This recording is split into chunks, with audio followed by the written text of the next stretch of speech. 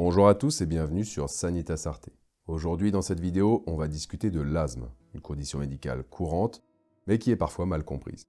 En quelques minutes, nous allons explorer les tenants et les aboutissants de cette condition, ses causes, les risques et les solutions que l'on peut mettre en place pour aller mieux. Et juste avant de commencer, afin de nous aider à faire connaître notre chaîne, pensez à vous abonner, à partager cette vidéo et à lui mettre un pouce en l'air.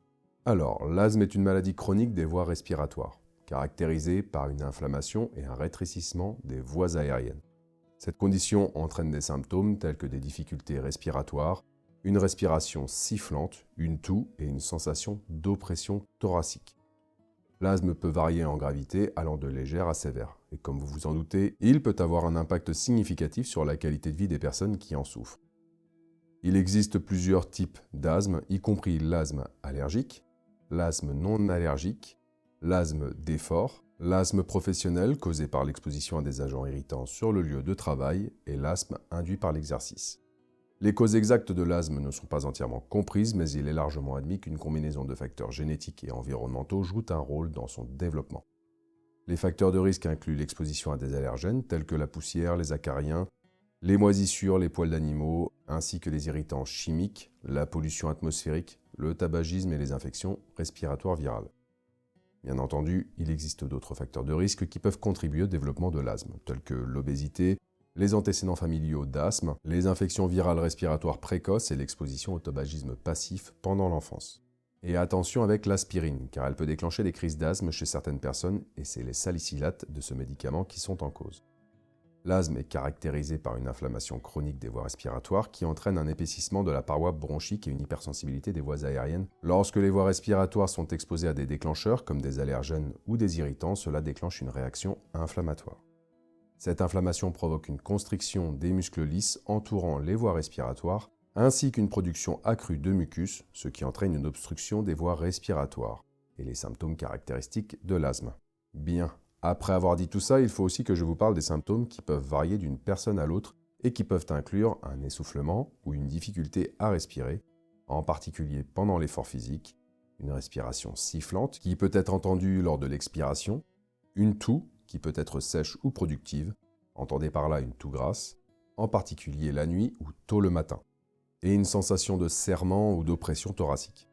Pour ce qui est du diagnostic de l'asthme, il repose sur une combinaison de l'histoire clinique de l'individu, des symptômes, des antécédents familiaux et des tests de fonction pulmonaire tels que la spirométrie. Ils peuvent aider à évaluer la capacité pulmonaire et la présence d'une obstruction des voies respiratoires.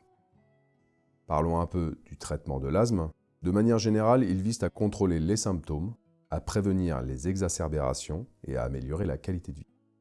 Il repose principalement sur l'utilisation de médicaments, notamment les bronchodilatateurs tels que les bêta-agonistes et les anticholinergiques qui aident à détendre les muscles des voies respiratoires et à ouvrir les voies aériennes, mais aussi les corticostéroïdes inhalés qui réduisent l'inflammation des voies respiratoires et aident à prévenir les exacerbations dont je vous reparlerai un peu plus tard dans cette vidéo. Les médicaments anti-inflammatoires tels que les leucotriènes et les anticorps monoclonaux peuvent être utilisés dans les cas d'asthme sévère ou non contrôlé. En plus des médicaments, d'autres stratégies de gestion de l'asthme comprennent l'évitement des déclencheurs, la gestion du stress, l'adoption d'un mode de vie sain et le suivi régulier avec un professionnel de la santé. Et pour finir, parlons un peu des huiles essentielles que je trouve pertinentes quand on parle d'asthme. Pour la conception de cette synergie, il vous faudra des huiles essentielles de Gualtéry couché, d'estragon et d'essence de mandarine.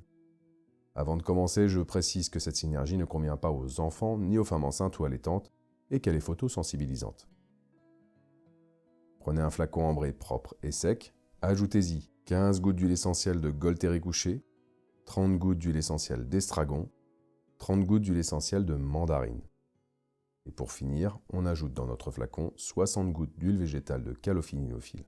Mélangez le tout et comme d'habitude, pour éviter un bête incident, notez avec un crayon à verre ou une étiquette le nom de la synergie sur votre flacon. Et si un jour vous souhaitez vous former à l'utilisation des huiles essentielles, je vous donne rendez-vous sur sanitas-arte.com. Pour l'utilisation de cette synergie, appliquez 10 à 12 gouttes du mélange en application locale sur le thorax et le haut du dos, avant le début d'une crise et même pendant la crise d'asthme. N'hésitez pas à répéter l'opération jusqu'à l'amélioration complète, et personnellement, je vous déconseille de respirer des huiles essentielles directement au-dessus du flacon, pendant une crise d'asthme. Pour compléter mon propos, j'aimerais vous parler des exacerbations qui se produisent lorsque les symptômes de l'asthme s'aggravent soudainement. Elles peuvent être déclenchées par divers facteurs tels que des infections respiratoires, les allergènes, la pollution de l'air, le tabagisme et le stress. Les exacerbations sévères peuvent nécessiter une hospitalisation et sont potentiellement mortelles si elles ne sont pas traitées rapidement et efficacement. Donc restez vigilants et ne sous-estimez pas cette condition. Certains aliments peuvent déclencher des crises d'asthme chez certaines personnes sensibles, soit immédiatement après l'ingestion d'œufs, de poissons, de crustacés, de noix et d'arachides, soit plus tard pour le lait de vache, le blé, le soja, le chocolat, les agrumes, les additifs alimentaires, le citron ou encore le maïs. Pour ces mesdames, dans de rares cas, l'approche du cycle féminin peut aussi multiplier les crises d'asthme. Bref, en conclusion, l'asthme est une maladie chronique des voies respiratoires caractérisée par une inflammation et un rétrécissement des voies aériennes. Bien qu'il n'y ait pas de remède, une prise en charge appropriée de l'asthme peut aider à contrôler les symptômes et à améliorer la qualité de vie des personnes atteintes. Il est important de travailler en étroite collaboration avec un professionnel de la santé pour élaborer un plan de traitement personnalisé et pour surveiller régulièrement l'état de la maladie. Très bien, cette vidéo touche à sa fin. J'espère que ces informations vous ont été utiles. Pensez à vous abonner, à mettre un pouce en l'air et surtout à partager notre contenu avec votre entourage. C'est un petit geste qui nous aide énormément. Dans tous les cas, merci de nous avoir suivis aujourd'hui. Écrivez-moi vos questions, vos suggestions ou autres dans la section commentaires. Comme d'habitude, je réponds à tout le monde.